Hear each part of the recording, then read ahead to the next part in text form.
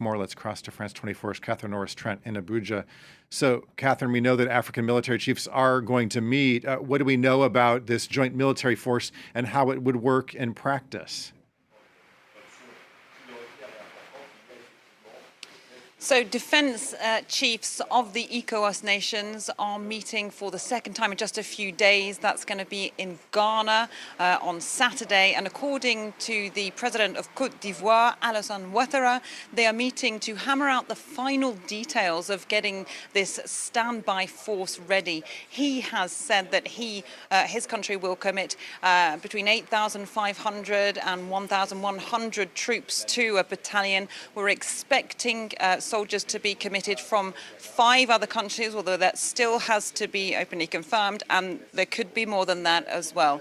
Alassane Ouattara came out fighting yesterday after that meeting of heads of state here in Abuja, saying that standby force needed to be launched as soon as possible and that they would intervene if dialogue did not prevail to reinstate Mohamed Bazoum. So this is clearly stepping up a notch. Hopefully we'll get some more details about this standby force after the meeting in Ghana. But of course, we probably won't get details on exactly where and when it could be prepared to strike, because there's a military operation, an element of surprise that the armies would want to keep as well. But information about which countries are committing troops and weapons and financing could help to give us a bigger picture of this standby force, which was only established this time round by ECOWAS in December because of the need, they said, to combat terrorism and the risk of coup d'etat in this West African region.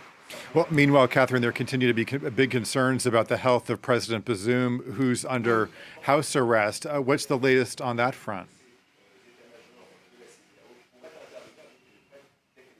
So one of President Bazoum's daughters, Zazia, has been speaking out in the press. She gave an interview to The Guardian newspaper in which she spoke of her increasing concern about the health of her father, the president, and his wife and son, who have been held in captivity ever since this coup d'etat on July the 26th. She said they'd lost several kilos in weight, that they had no more fresh food because there was no electricity, so any food they had was rotting in the fridge, that all they have is rice and pasta, and that they're running out of water. We know the US and the UN have expressed increasing concern about the health and the living conditions of the Bazoum family. And indeed, the junta came out with this extraordinary threat, according to several diplomatic sources, saying that they were willing to kill the ousted president if any ECOWAS military intervention was launched. We also know that things remain tense in Niger's capital, Niamey. There is set to be a demonstration this Friday afternoon by supporters of the junta.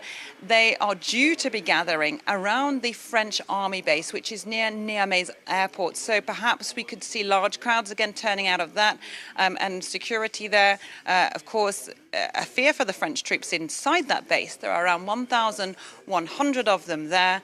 So for the moment, that's a tense situation there still in Niger's capital.